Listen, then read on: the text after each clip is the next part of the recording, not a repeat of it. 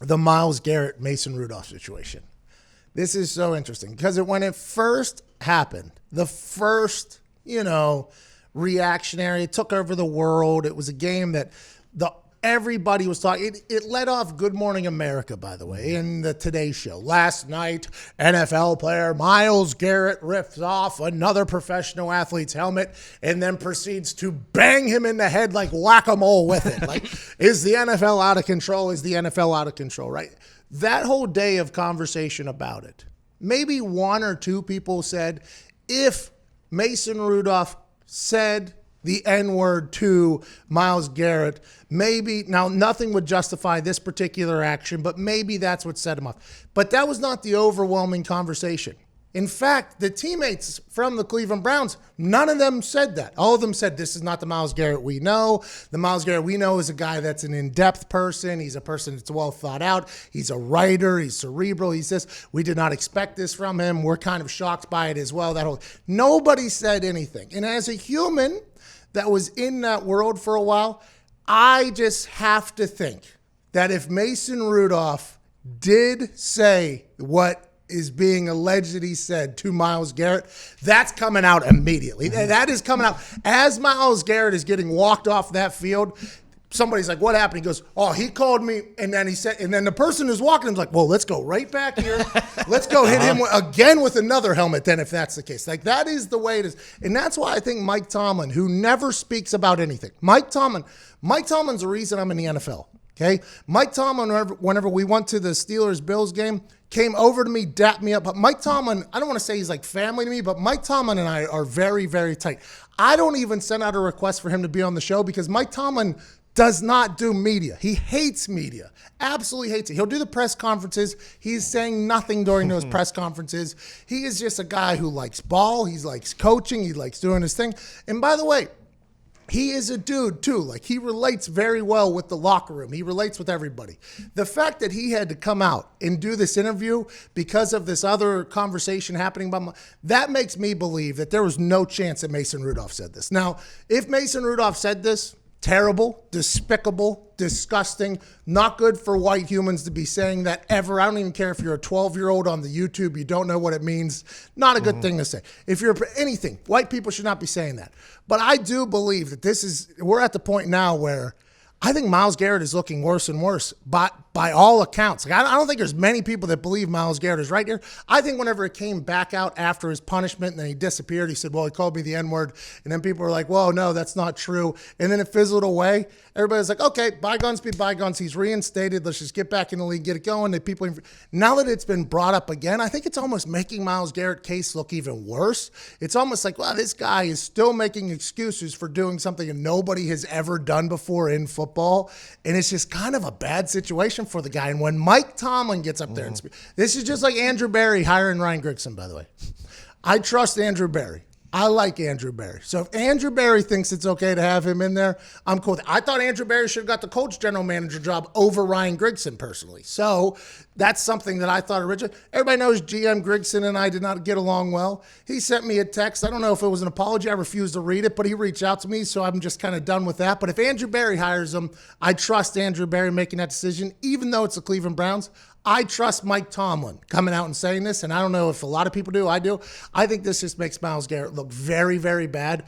But Mason Rudolph has to fight for his life to make sure the whole world knows that, hey, I am not a guy that's out here saying the N-word. I would never, ever let that leave my lips, because every single time you walk into that locker room, you got a lot of people looking at you like, hey, man, deep down inside your soul, do you think that we're lesser humans than you are? And that's what it's like in the NFL. I was a minority in the workplace for 12 years, including college. That's just the way it goes. It's a melting pot of humans. You got the wealthiest of wealth. You got people that are struggling to make it from all races. You got people from all over the place coming together.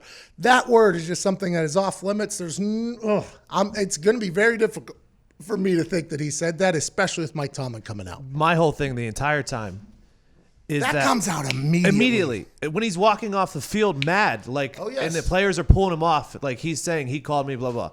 Like, that's coming out immediately. Because even the white people, by the way, in Cleveland were like, well, some bitch deserved it. Yeah. I mean, we got to, and you told a guy he couldn't say H-E double hockey stick. We could say hell.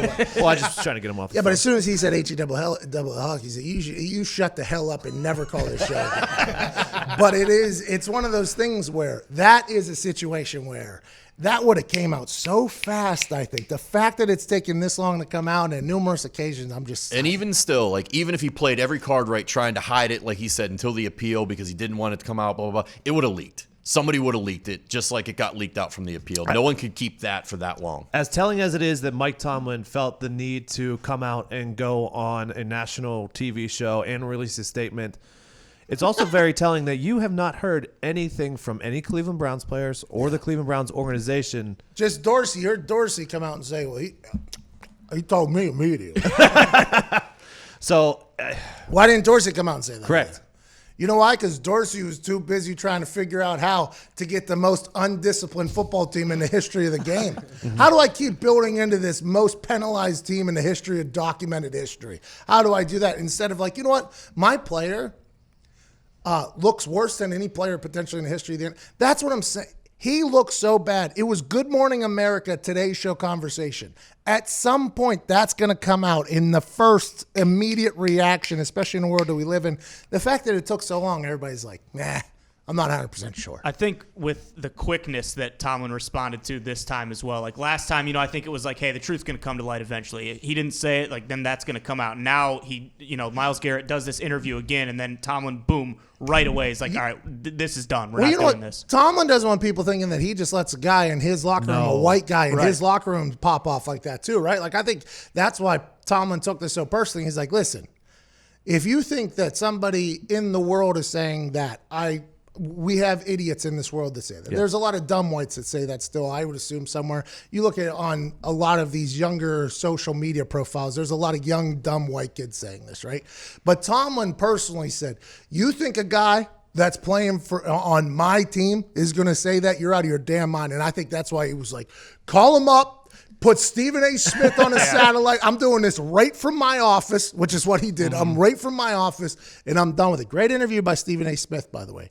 Stephen A. Smith, people forget, is like one of the very, very top journalists in the history of journalism, as opposed to being a person that's an electric figure on television. He is a guy. It was a great interview. I really appreciated it, and I honestly think that the fact that it even got brought up was dumb, but the fact that it is, I think we're getting finally some clarification on this whole thing. I'm also confused at why Myles Garrett brought it up again right after he was just reinstated. If who's he interviewing with? Mina Kimes. Mina's a really good writer too, and everything like that. I wonder if she felt obligated to ask about it. I would assume so. I would assume she felt she's like a very good writer, very talented writer, senior writer at ESPN.